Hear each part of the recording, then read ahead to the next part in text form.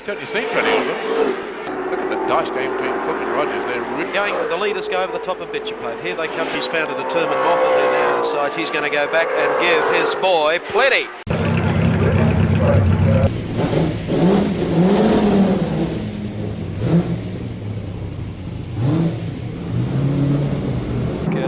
Viewers can see that we have a very, very good field here today. Not only the hot running drivers, the calibre of Bobby Morris, Allan Grice, Dick Johnson, Allan Moffat. Dick Johnson provisionally is in second place on points. That's after today's 2 heats, of course, not in the overall series so far. But that's provisional for Dick Johnson because he has a 1 minute time penalty standing against him for jumping the start. In this final heat this afternoon, 15 points go to the winner, 12 for second, 10 for third, 8 for fourth, 6 points for fifth, 5 for sixth place, 4 for seventh, 3 for eighth, 2 for ninth, and 1 point for 10th place. If you're wondering why cars are stopping and starting, there's nothing wrong with your set or the cameras. It's just that the drivers are practicing starts. They're warming up their tyres and just practicing their start to get the feel of the clutch and to make sure they can spin the rubber just enough to get it almost on the point of melting so that it gets maximum traction. They've got to have the tyres warm and a little bit soft in the compound to have them right, and they want to make sure they're ready and able to withstand a couple of minutes of cooling off here as they sit on the start line. Bob Morris, well and truly disguised beneath his full-length helmet or full-width, full-chin helmet, and he's got the now fashionable anti-flame face mask, which just leaves him a pair of eye holes there. With a bit of cloud cover at this time of the afternoon, that would make for almost ideal racing conditions. Absolutely. Allan Moffat there. 18 cars are starting. It's a full field. Moffat out there on the line. One of his camel filter girls alongside. A little off-putting, wouldn't it? Standing dutifully. Oh, Allan would have no eyes for anything but that camel on the back. I can on be the reasonably front. sure of that. Just turn around so you can see your back, love. She's determined to stand side on. Poor child. Anyhow, she'll leave when the 1 minute board goes up. And there it goes. Everyone leaves the grid, and now the field is in the hands of the starter. Car number 11, Gary Cook. He's back alongside Allan Moffat in the second row. But the men to watch, the two green and white Toranas, Moffat and Morris. Round 2 of the Amscar Series final. It's Bobby Morris off the grid with Allan Moffat following up the inside of Gary Cook. Grice going wide, and it's Moffat resting Allan Grice on the inside. There goes Dick Johnson Dick Johnson on the outside of Allan Grice, but they run out of room as they go over the top. And everyone manages to come through okay. Grice is caught wide. Moffat just moves straight down the inside of him. And I think the Ron Hodgson Channel 7 cars are running 1-2 as they go through that corner. Now come down the back part of the circuit with Bobby Morris leading, Allan Moffat, Allan Grice is second, Dick Johnson. Warren Cullen's up in 5th place, and he's got Gary Rogers there breathing down his neck, but it's the new team coming first and second, and the field is so close, pouring through Honda for the first time, 13 laps to come. There's the field. It's a large one, as you can see, through Rothman's corner and about to come onto the main straightaway once again. Bobby Morris in the Channel 7 car for Ron Hodgson comes through the turn onto the straight. Allan Moffat in close pursuit. Allan Grice a little sideways turn.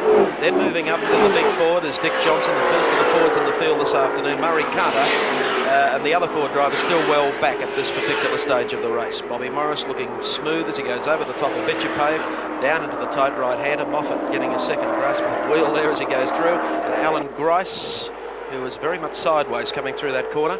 So Toranas 1, 2, 3. Then the first of the Fords driven by Dick Johnson of Queensland. Notice how smooth Moffat's got oil. Moffat is. Just starting to speak about cement the way dust. he's driving. It may have been cement dust, I hope so. But bear in mind, Moffat hasn't driven this car before. Dick Johnson's going hard there. I feel pouring through. It's Gary, no, it's not. Charlie it's, O'Brien Charlie is O'Brien in 5th place. Warren Cullen, Gary Cook, and then Gary Rogers. That's the order further back in the field, but the leader is Bob Morris. Second spot, Allan Moffat in car 25. And driving as though he's been used to Toranas all his life. He's certainly seen plenty of them. I think he appreciates the challenge. He's answering the challenge very well today. Look at the dice game between Cook and Rogers. They're really playing out of hammer and tongs in these two Toranas. Now, Moffat has closed up. Whether he got a problem? His Cook on the inside. Yes, and he's they're having a great dice, that pair. The leaders go over the top of Bitupave. Here they come down into Dunlop now. Bobby Morris just clips the corner marker. Allan Moffat. Yes. that stage. He's got oil. A break. But it may be the residue of oil that was spilt from the change of the filter. There'll be oil around there, and they may not have had time to clean it up, so he could be just spilling a bit onto the exhaust pipe, but we hope it's something. Yes. He's giving Grice cardiac arrest, I know that at this stage. The first three go through, the other three are led by Dick Johnson. Only 5.5 Well, seconds. Here comes Grice's move. Let's see if it works out. I don't think it can, but it's enough to show that he's really serious to try and get by there. But these are the three leading ones, with Allan Grice chasing after the two Ron Hodgson cars. Moffat's the one he wants to get. He's prepared to go up in the grass or do anything to get by him there, and it's Grice now coming down again on the part of the circuit that he really likes. He'll go hard down here, and he'll make a move, I think, coming towards Honda, because that's where he tries to get into another line to get on the inside and through. And here they come now, and Moffatt in certain trouble there with the dust. Here he comes again on the inside. He's not going to be let in, but luckily there's not a touch there. But it came pretty close. But once again, Allan Grice giving the message to Allan Moffatt that he wants to get by. And Bobby Morris pretty happy, I think, with that situation, having Grice nibbling away at Moffat's heels. Watch up top to see the brake lights come on earlier on the other cars. Grice goes very deep, as you can see. Just touched the brakes at the last minute, almost flattening that boot of Allan Moffatt even more, and he's trying desperately to get through up on the top at Dunlop Loop. I think Allan Grice knows there are 1.5 laps or so remaining in this race, and the time has come to throw the big challenge at Allan Moffatt. He was very, very close to him. And whether or not Moffatt can keep fending him off by throwing BP out the window, we'll wait and see. Down to the left-hander at Honda, and Grice is CLOSE as they make the Vane straight now down towards Rothman's, and the moment of truth is about to arrive. Well, that tussle going on there, but there he goes. Grice is trying to get underneath Moffatt, and he does so into second place. Come back underneath him. We'll wait and see if he has enough sting to do it. That little dice, though, has allowed Bobby Morris to skip away with just a little bit of a lead with only 2 laps to go. I think he's found a determined Moffatt there now, decides he's going to go back and give his boy plenty.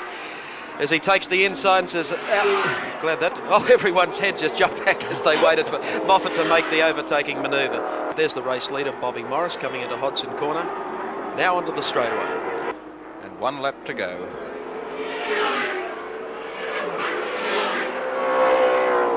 But it's Bobby Morris, the leader of the Australian Touring Car Championship, who's going to win this round, the second of the Amscar rounds, and Morris, the on-form driver in the Australian touring car scene, who goes across the line to take the checkered flag and win the second of the Rothman's Amscar Series. Allan Grice the second, Allan Moffatt, the unusual teammate, in third place in the Ron Hodgson team, and Dick Johnson from Queensland, bringing a Ford Falcon home in fourth place. Full of action with Toranas 1, 2 and 3. Well, a full lineup of the drivers who figured in that sensational race. Dick Johnson, who did so well for Ford. You must be rather pleased with yourself, Dick. Yes, I'm very happy at the moment. The car feels really good and it's starting to go well, and I think it's just an effort of all the boys that put the time in on the car. Well, you certainly upheld the Ford flag, and I think they must be rather proud and pleased down in Melbourne. We were a bit low on numbers, but I think Allan will be back again sometime. Allan Grice, a great second place. You had a bit of a dice there for a while. Oh, it was very pleasant to finish the day on at least a reasonable note. We've had a frightful day. I think the old Suzuki will probably pack up on the way home. That's the sort of day it's been. You're going to do a few handbrake turns inside the van. Yeah, that's right. We're still second to Bob. Once again, he was too good on the day, but we're certainly not going to turn our toes up. We're going to go and do some more homework and knock him off next time. And now to the members of the Ron Hodgson Channel 7 racing team, with the patron Ron Hodgson in the middle. Let me just go past the driver who had a small part to play today. You must be a rather proud man, Ron Hodgson. Naturally, Efren, very, very proud. It's a great day for us, a really great day.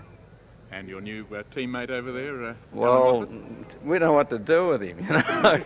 Now we got him, what do we do with him next? Well, if you take him up the mountain, there'd be about 1,000 people who could probably tell you what to do with him, but it depends which camp they belong in.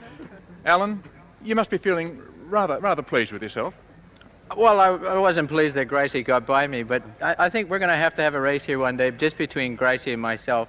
We'll put about $5,000 on that corner and see who can jump out of the car fastest and pick it up.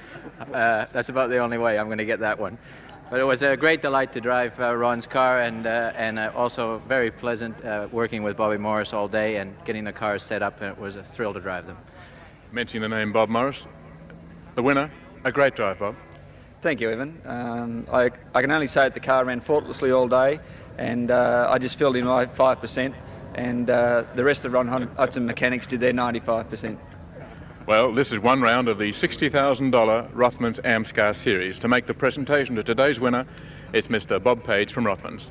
Thank you very much. Just quickly before I do, thank you Channel 7 for televising the action.